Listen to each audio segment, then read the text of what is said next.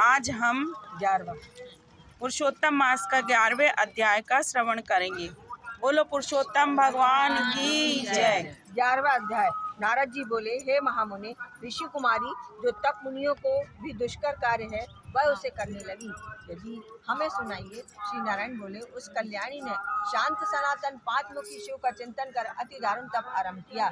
सर्पों के आभूषण, नंद भृंगी गण से सेवित, 24 तत्वों और तीनों गुणों से संबंधित, 8 महासिद्धियों, प्रकृति एवं पुरुष से युक्त, मस्तक पर अर्धचंद्र एवं जटा मुकुट से शोभित ऐसे भगवान शिव का ध्यान कर वह बाला ग्रीष्म ऋतु के सूर्य में पंच अग्नि के मध्य से बैठकर परम तप करने लगी।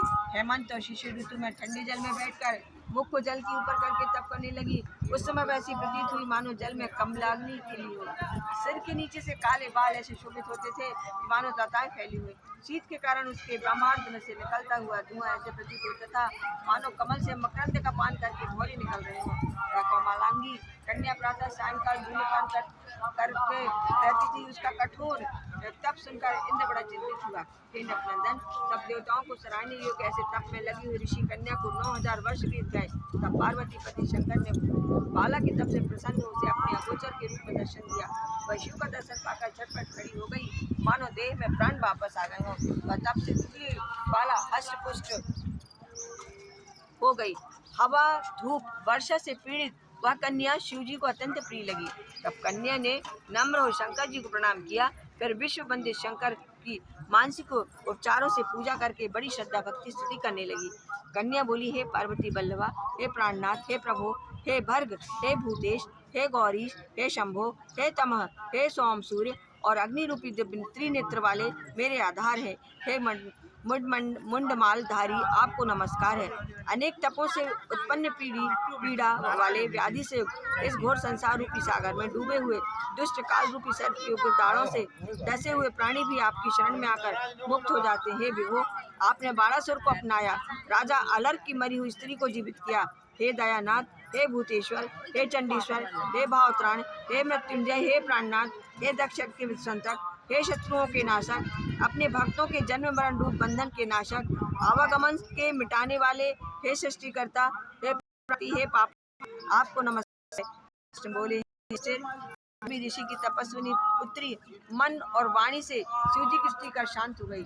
ऋषि पुत्री के महा उग्र तप से युक्त उसकी स्तुति को सुन शिव जी बड़े प्रसन्न होकर बोले, हे तपस्विनी, हे महाभागे, तेरे कल्याण हो और मन वांछित वर मांग, मैं तुझ पर बहुत प्रसन्न हूँ, चिंता मत कर। हे राजन, महानंद में मग्न हुई कुमारी प्रसन्न हुए शिव के ऐसे वचन सुनकर बोली, हे दीनानाथ, हे दया सिंधे।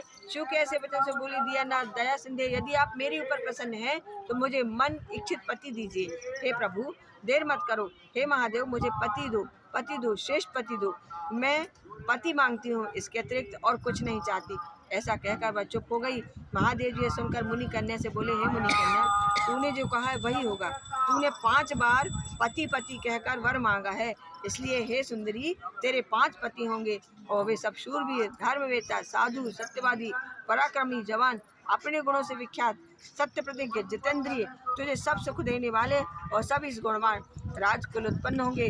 श्री कृष्ण ने बोले, शंकर जी कैसे वचन सुनकर वह कांपते हुए बोली, हे उमाकांत, ऐसा अनीतिपूर्ण वर देकर मेरा संसार में तमाशा न बनाए, क्योंकि एक स्त्री का एक ही पति होता है। 5 पति वाली कोई स्त्री कभी नहीं देखी है, न सुनी है। हाँ, यह संभव है कि एक पुरुष की 5 स्त्रियां तो हो सकती हैं। हे शंभु, आपकी आराधिका होकर मैं 5 भर्ता वाली कैसे हो सकती हूँ?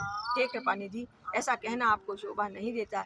मैं आप हूँ, अतः आपको ही लज्जा आनी चाहिए। कन्या के ऐसे वचन सुनकर शंकर जी फिर उससे बोले, हे भीरू, इस जन्म में तुझको पति सुख नहीं मिलेगा, परंतु तेरे अगले जन्म में जब तू अपने तपोबल से अयोनिजा अग्निकुंड से उत्पन्न होगी, तब तू पति सुख को प्राप्त हो परम पद को पावेगी।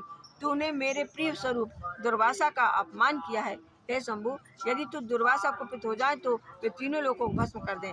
तूने अहंकार वश ब्रह्म तेज का तिरस्कार किया है और भगवान के प्रिय पुरुषोत्तम मास का सेवन नहीं किया, जिसको श्री कृष्ण ने अपना सब ऐश्वर्य सौंपा है। हे बाले, मैं ब्रह्मा से लेकर समस्त देवता और नारद से लेकर जितने तपस्वी लोग हैं, वे सब श्री कृष्ण की आज्ञा का पालन करने वाले हैं। उनकी आज्ञा का उल्लंघन कौन कर सकता है? मूढ़ कन्या, दुर्वासा के कहने पर भी लोग पूजित मास तूने नहीं पूजा, अतः हे दुजात में तेरे 5 पति अवश्य होंगे। पुरुषोत्तम मास के खंडन व करने से अब यह टल नहीं सकता, और जो इस मास की निंदा करता है वह उसके विपरीत फल पाकर घोर नरक में जाता है। जो मनुष्य पुरुषोत्तम मास के भक्त हैं वे पुत्र पौत्र और धन से संपन्न होकर इस लोक और परलोक की सिद्धि को प्राप्त करते हैं। हम सब देवता भी पुरुषोत्तम मास के सेवक हैं, जिससे पुरुषोत्तम भगवान प्रसन्न होते हैं। ऐसे सेवन करने और श्रेष्ठ मास को क्यों न पूजें। अत्यंत महान महात्माओं का वचन कैसे मिथ्या हो सकता है, तू ही बता। सदा बोलने वाले मुनियों की वाणी अनुकरणीय है। नीलकंठ महादेव ऐसा कहकर तत्काल अंतर्ध्यान हो गए। तब वह बाला अपने झुंड से बिछड़ी हुई मृगी की भांति चकित हो इधर उधर देखती हुई रह गई।